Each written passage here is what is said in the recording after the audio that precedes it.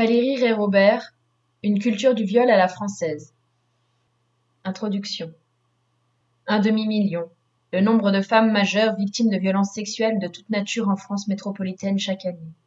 Nous avons construit l'image d'un violeur qui serait forcément un psychopathe, laid et contrefait, forcément malade mental ou monstre de conte de fées. La réalité n'y correspond évidemment pas. Les violeurs sont des messieurs tout le monde. Nos pères, nos cousins, nos frères, nos collègues ou nos maris.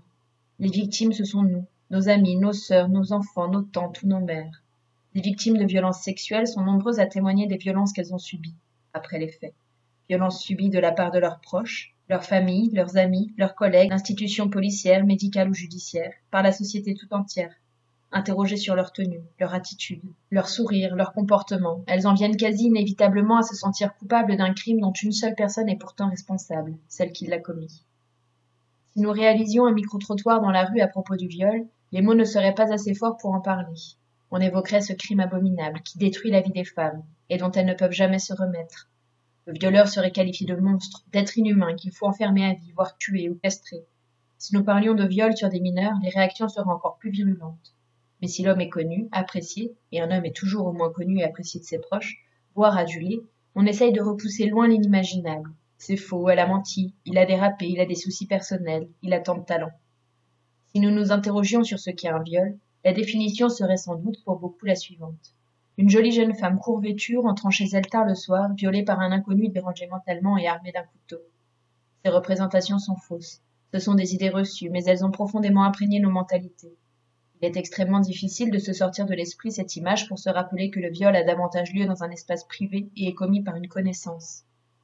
Pourtant, nous sommes à peu près toutes et tous convaincus que si nous ne condamnons pas tous les viols, nous condamnons les plus terribles, les plus violents, les plus atroces. Nous nous pensions impitoyables face à ce que nous appelons parfois de vrais viols, les viols sur mineurs, la pédocriminalité, les viols sous la menace d'une arme ou les incestes. Nous nous pensions impitoyables face aux viols d'enfants par des hommes lourdement armés. Nous nous pensions impitoyables face au viol d'une fille par son père durant une dizaine d'années. Nous nous disions fermement que droguer une adolescente pour la violer était un comportement extrêmement répréhensible. Il n'en est rien. Ces exemples, qui sont tous issus d'affaires médiatisées de ces dernières années et qu'on pourrait multiplier à l'infini, montrent combien collectivement nous sommes au fond très tolérants face aux violences sexuelles, puisque dans tous les cas, nous trouverons toujours des excuses aux violeurs et toujours des responsabilités aux victimes, quelle que soit la gravité du viol. Il serait aisé de se dire que nous ne sommes pas concernés, que ce sont d'autres gens qui pensent ainsi, mais que nous les condamnons. Même si tous et toutes nous réagissons ainsi, tous et toutes nous continuons à nous dire que l'impunité face aux violences sexuelles n'existe pas, que nous n'avons aucune tolérance face aux viols, alors les viols continueront dans la plus grande indifférence. Nous avons beau jeu de condamner les viols commis par l'État islamique. Nos mots ne sont pas assez forts pour dénoncer ces barbares qu'il faudrait exécuter. Mais pourquoi nos perceptions changent-elles quand nous sommes concernés? Pourquoi ne sommes-nous pas aussi prompts à juger lorsque des cas fort similaires arrivent en Occident?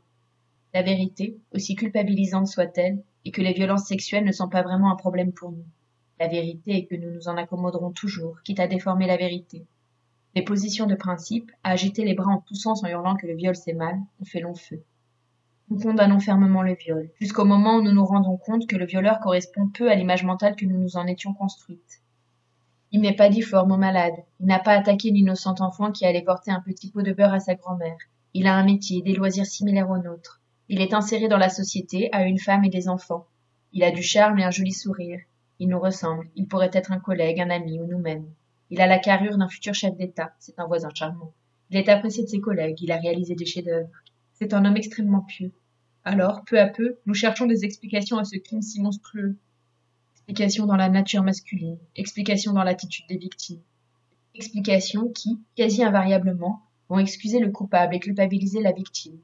Pourquoi t'es-tu habillée comme cela? Pourquoi avais-tu bu? Mais tu avais déjà couché avec lui. C'est ton mari, voyons. C'est ton père, on ne dit pas cela de son père. Tu es quand même un peu trop souriante aussi. Mais tu as eu combien de petits amis? Violé? Mais tu es un homme. Oui, enfin, ça va, il n'a pas été très violent. Un violeur? Mais il est tellement beau. Avoue, tu l'accuses juste parce que tu lui en veux, hein. Tout cela n'est qu'une simple incompréhension entre vous. Les hommes sont tous des obsédés, tu le sais bien. Je le connais, il n'est pas comme cela. Mais tu sais bien qu'il est juste un peu lourd.